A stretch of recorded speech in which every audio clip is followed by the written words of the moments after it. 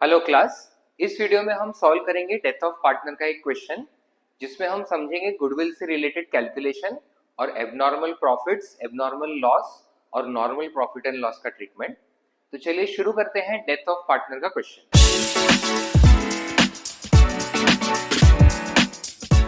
पहले क्वेश्चन पढ़ते हैं। So ABC profit sharing ratio दिया है 3:3:4, बैलेंस शीट दिया है। अब बैलेंस शीट का डेट इंपॉर्टेंट है बिकॉज यहाँ पे date of death to B is dying on 1 May. So January, February, March, April 4 months firm में काम किया है पार्टनर ने। उसके बाद goodwill is of the firm is valued at 2 years purchase of average profit of last 4 years। So last 4 years का average profit निकालना है, इंटू 2 करेंगे तो वो फर्म का गुडविल हो जाएगा। बस एवरेज प्रॉफिट निकालने के लिए सिर्फ 4 साल का प्रॉफिट नहीं दिया है, उसमें कुछ ना कुछ एडजस्टमेंट दिया है। ये एडजस्टमेंट्स हम अभी सॉल्व करते करते डिस्कस करेंगे। फिर इंटरेस्ट ऑन कैपिटल दिया है 10% and B share of profit based on average profit of last 4 years। So death के क्वेश्चन में हमने पिछले वीडियोस में भी डिस्कस किया है, बेसिकली सिर्फ डिसीज पार्टनर का कैपिटल अकाउंट ही पूछा होता है।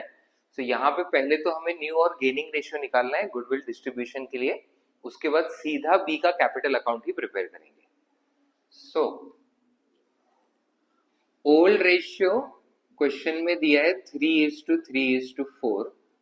बी के रिटायर होने के बाद बी का शेयर हटा के न्यू रेशियो 3:4 हो जाएगा और गेनिंग रेशियो भी 3:4। अब हमें प्रिपेयर करना है सिर्फ बीज कैपिटल अकाउंट। कैपिटल अकाउंट में सबसे पहली एंट्री होगी opening balance. So by balance brought down, तो बी का कैपिटल है 3 लाख। अब बैलेंस शीट में रिजर्व है 50,000। सो बाय रिजर्व 50,000 में से बी का शेयर है 3/10, तो 15,000। देन एसेट साइड पे है गुडविल, इसमें से भी बी का शेयर है 3/10, so 22,500। Then profit and loss account भी है 1 लाख, तो बी का शेयर 30,000। सो बैलेंस शीट में जितने रिजर्व्स थे वो हमने डिस्ट्रीब्यूट कर दिए। अब इंटरेस्ट ऑन कैपिटल पहले निकाल लेते हैं बिकॉज उसका सिंपल कैलकुलेशन है। 3 लाख का capital into rate of interest है 10% इंटू, अब पार्टनर की डेथ हो रही है आफ्टर 4 मंथ्स, तो 4 मंथ्स का इंटरेस्ट लगेगा। सो 3 लाख का 10% होता है 30,000 इंटू 4/12 हो जाएगा 10,000। अब गुडविल कैलकुलेशन के लिए सबसे पहले निकालेंगे एवरेज प्रॉफिट। एवरेज प्रॉफिट के लिए चारों साल का प्रॉफिट ऐड करना होता है, बट यहाँ पे प्रॉफिट में दिया है एडजस्टमेंट।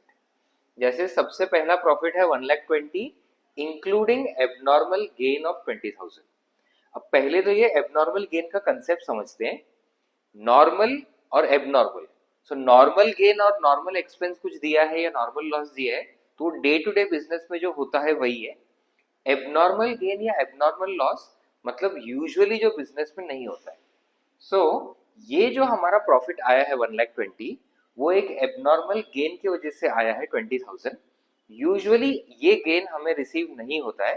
सो नॉर्मल में विदाउट दिस एबनॉर्मल गेन हमारा प्रॉफिट सिर्फ 1 लाख होता। तो वैसे ही हमको एडजस्टमेंट करना है, कोई भी अगर एबनॉर्मल गेन किसी प्रॉफिट में इंक्लूडेड है तो उसको हटा देना है बिकॉज यूजुअल बिजनेस में हमें वो नहीं मिलता है। तो फर्स्ट ईयर का प्रॉफिट 1,20,000 की जगह हम लोग लेंगे सिर्फ 1 लाख। सेकेंड ईयर के प्रॉफिट में इंक्लूडिंग इंश्योरेंस क्लेम 30,000। सो इंश्योरेंस से हमें कुछ ना कुछ क्लेम मिला है। अब ऑब्वियसली ये भी ट्रांजैक्शन हर साल नहीं होता, डे टू डे ट्रांजैक्शन नहीं है, ये भी एक एबनॉर्मल गेन है। सो भले ही हमारा 1,50,000 का प्रॉफिट हुआ है, बट अगर ये 30,000 का गेन नहीं होता तो नॉर्मल प्रॉफिट 1,20,000 होता। सो वही हमें नॉर्मल प्रॉफिट लेना है 1,20,000। देन थर्ड ईयर का प्रॉफिट है 80,000 आफ्टर लॉस बाय फायर ₹20,000। अब फायर की वजह से लॉस भी ऑब्वियसली हर साल नहीं होता, तो ये एक एबनॉर्मल लॉस है। अगर ये लॉस नहीं होता तो हमारा प्रॉफिट 20,000 से बढ़ जाता है। सो 80 + 20 हमें प्रॉफिट लेना है 1 lakh rupees. Then 4th year का प्रॉफिट दिया है 1 लाख आफ्टर इंश्योरेंस प्रीमियम 5000। अब इंश्योरेंस प्रीमियम कोई एबनॉर्मल ट्रांजैक्शन नहीं है, रेगुलर बेसिस पे हम इंश्योरेंस पॉलिसीज लेते ही है और उस पे हमें प्रीमियम पे करना ही होता है, तो इसको कुछ भी ट्रीटमेंट देने की जरूरत नहीं है। जो प्रॉफिट दिया है 1 लाख उसको सीधा रिकॉर्ड करना है। सो 4th ईयर का प्रॉफिट है 1 लाख और ऐड करके डिवाइड करेंगे by 4। So 4,20,000 divided by 4 is 1,05,000।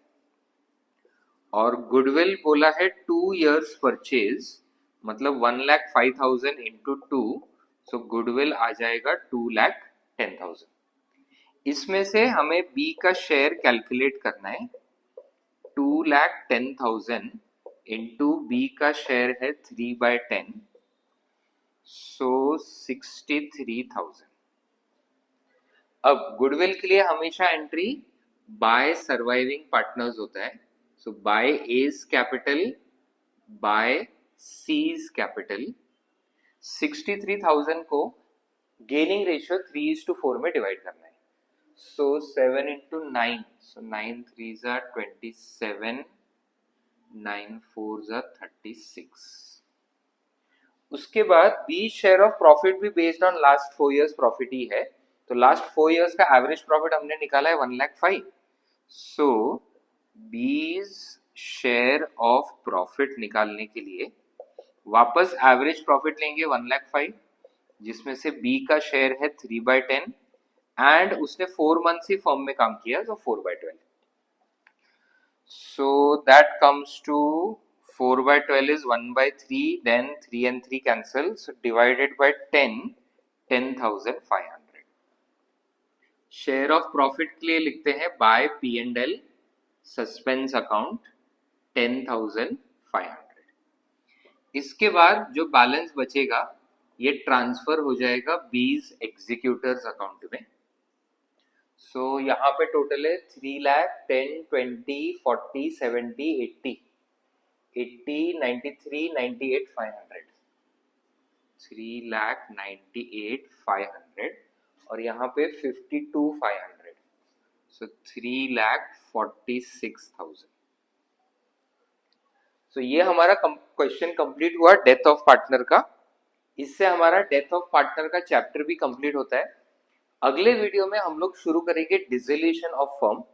अभी तक जो हम एडमिशन रिटायरमेंट डेथ कर रहे थे वो बेसिकली रिकंस्टिट्यूशन था, जिसमें कोई नए पार्टनर के आने की वजह से या किसी पार्टनर के छोड़ के जाने की वजह से हमारा पार्टनरशिप एग्रीमेंट जो है वो रिन्यू हो रहा था।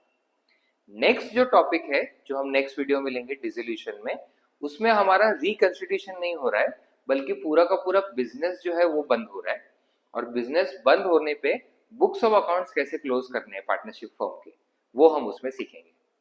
सो कॉमर्स के अलग अलग टॉपिक से रिलेटेड ऐसे ही वीडियोस हम लाते रहेंगे, तो चैनल को फॉलो करें और हर अपडेट के साथ जुड़े रहें। मिलते हैं अगले वीडियो में, तब तक पढ़ते रहें।